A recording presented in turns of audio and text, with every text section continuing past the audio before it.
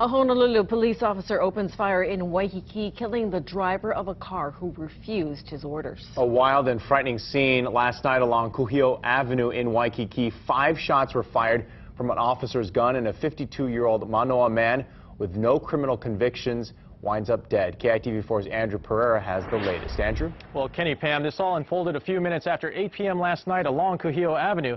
HPD brass says the officer was forced to make a split-second decision. Cell phone video taken by an eyewitness shows the officer reaching into the driver's side window of a blue Volkswagen Jetta. However, the driver makes a U-turn in the middle of Kuhio Avenue and drags the officer several feet before hitting a palm tree. That's where the video cuts off. Deputy Police Chief Dave Kajihiro explains what he says happened next. The officer ran up to the vehicle and again ordered the driver out of the car. The driver again refused and reversed the vehicle and nearly hitting the officer. A witness who wishes to remain anonymous says the officer then opened fire through the open driver's side window. 5 shots, one after another.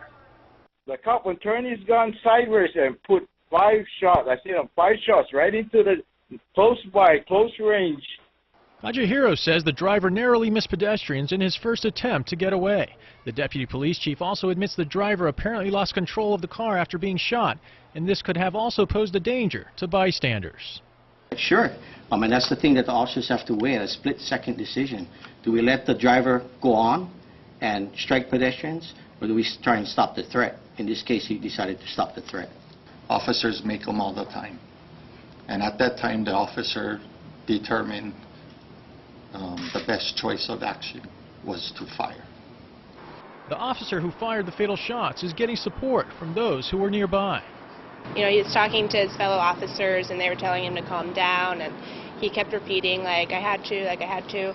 In no way do I think he was in the wrong for shooting him, but I wasn't there either. The guy was driving out of control. He hit a tree before he was shot at, so I think it's reasonable to assume that if they'd let him keep going, then he would have continued to drive out of control and possibly kill somebody.